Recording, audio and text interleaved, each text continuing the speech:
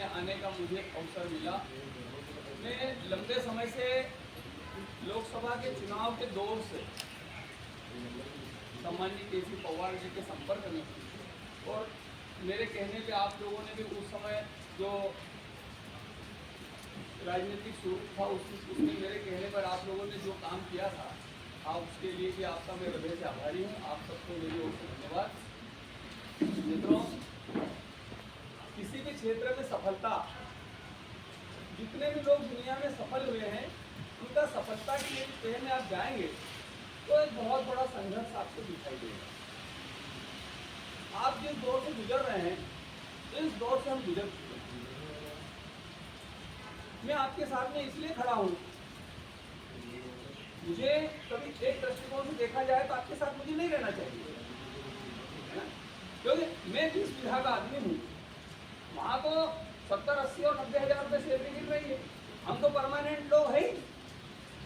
लेकिन मैं इसलिए खड़ा हूँ कि आने वाली पीढ़ी मुझे गाली न दे कि यार हमारे पूर्व में रहे नेतृत्वकर्ता, इस शिक्षक समाज में जो लोग काम करते थे, उन्होंने इस व्यवस्था को सुधारने में कोई काम नहीं किया। उस गाली को मैं नहीं सुनना चाहता। मध्य प्रदेश में दिग्विजय सिंह जी की सरकार हुआ करती थी और 4 फरवरी 94 को मध्य प्रदेश की विधानसभा में फैसला हुआ कि आज से नियमित शिक्षक के पद को मृत घोषित किया जाता है।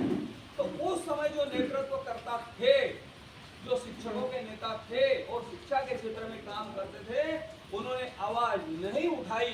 वो केवल सत्ता से निकटता अपनी बनाए रखे और उन्होंने आने वाली पीढ़ियों को बर्बाद करने का काम किया, जिसका परिणाम ये हुआ कि 3 दशक तक हमको संघर्ष करना पड़ा।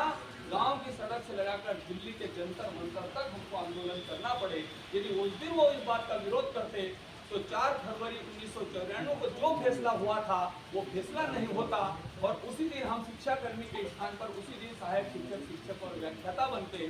और उस दिन हम यदि सहायक शिक्षक और व्याख्याता बने होते तो मेरी गारंटी, मैं दावा कर सकता हूँ इस बात का कि आप भी अतिथि शिक्षक नहीं बनते। आप पहले दिन शिक्षक बनते। आप लोग वहाँ पर बैठे हुए हैं। हमारी योग्यता का सरकारों ने शोषण किया है। युवा पीढ़ी को बर्बाद करने का काम यदि सरकार की इस प्रकार की नीतियां आएगी तो निश्चित रूप से युवा पीढ़ी बर्बाद होगी। आने वाला देश का भविष्य स्कूलों में पलता पड़ता है। देश की संपत्ति का निर्माण तो कल कारखानों में होता है, लेकिन संपत्ति का निर्माण विद्यालय में होता है।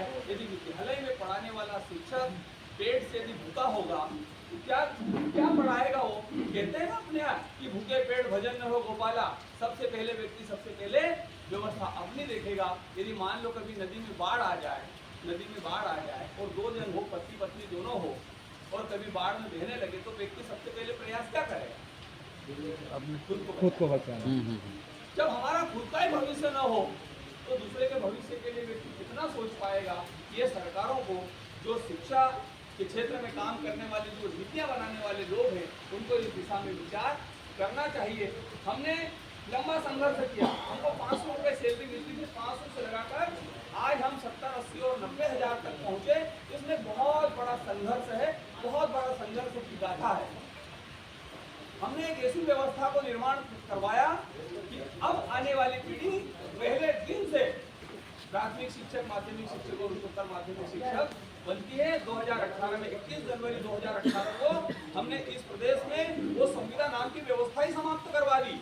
हमने 23 फरवरी 2007 को सुभाष उत्कृष्ट हायर सेकेंडरी स्कूल में एक ऐसा कार्यक्रम करवाया कि उस दिन से जो दिग्विजय सिंह जी ने शिक्षा के क्षेत्र में कलंक नाम की व्यवस्था खड़ी कर दी थी, शिक्षाकर्मी, हमने वहां से शिक्षाकर्मी, संविदा शिक्षक और गुरुजी सारा कल्चर समाप्त करवाया। उस दिन से मध्य प्रदेश में केवल अध्यापक हुए।